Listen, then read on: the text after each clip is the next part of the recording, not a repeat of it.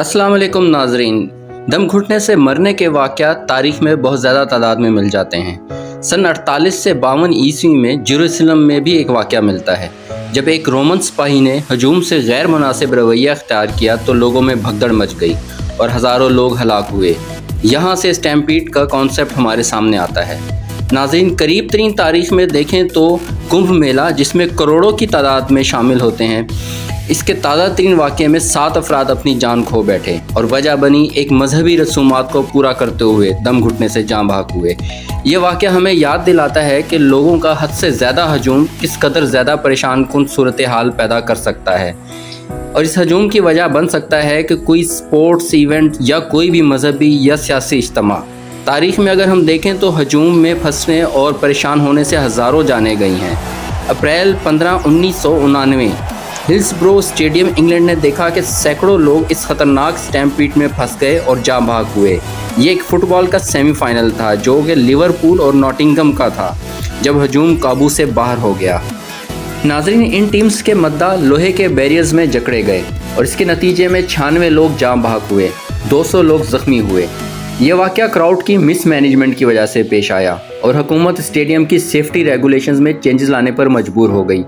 फिर एक और वाक़या 1990 जुलाई सऊदी अरब में पेश आया। यह मौका था ईद उल अज़हा का, जब 1400 लोगों की अमवात हुई।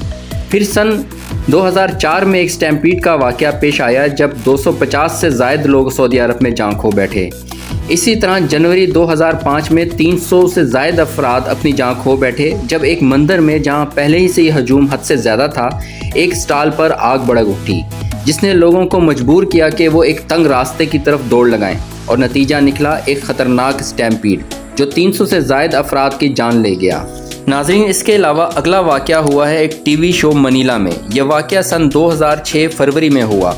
लोग सिर्फ एक झलक देखने के लिए स्टेडियम के अंदर दाखिल होना चाहते थे और वजह बनी 71 अफराद के जाँ भाग होने की। इस स्टेडियम में सेफ्टी को नज़रअंदाज किया गया था। नाज़रीन, अगला वाक़या पेश आया सन 2008 हिमाचल प्रदेश इंडिया में, जब एक मजहबी इज्तिमा था।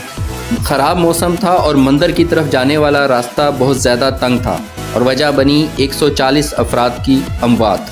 अगला वाक़या पेश आया football world cup qualifying match में, आइवरी कोस्ट वर्सेस मलावी। ये मैच शुरू होने से पहले ही स्टैम्पीड हो गया और 19 अफराद की जान ले गया। ये वाक़या पुअर क्राउड मैनेजमेंट के कॉन्सेप्ट को इंट्रोड्यूस करवा गया। इसके बाद वाक़या पेश आया कंबोडिया में सन 2010 नवंबर में, जब एक जॉयफुल वाटर फेस्टिवल मौत के खेल में बदल गया और 375 अफराद इस स्टैम्पीड में अपनी जान गंवा बैठे, क्योंकि सारा हजूम एक दरिया के पुल पर जमा हो गया था। कंबोडिया में इस वाक़े को आज भी बदतरीन दिन के तौर पर याद किया जाता है।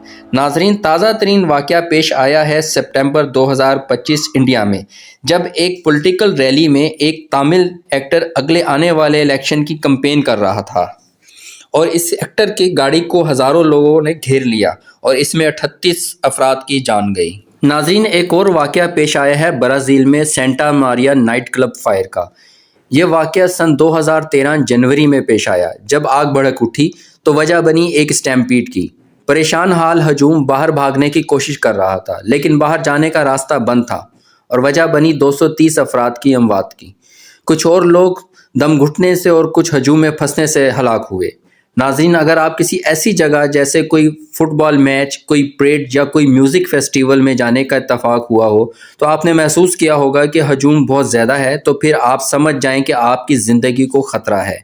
आपको समझना होगा कि आप किस तरह से स्टैम्पीड से बच सकते हैं। आप गौर से सुने। सबसे पहले आपको अपनी तवानाई बचानी होगी, फिर आपको अपने भागने की स्पीड को दूसरों की स्पीड से मैच करना होगा। अगर हजूम एक तरफ भाग रहा है तो आपको भी इसी तरफ जाना है।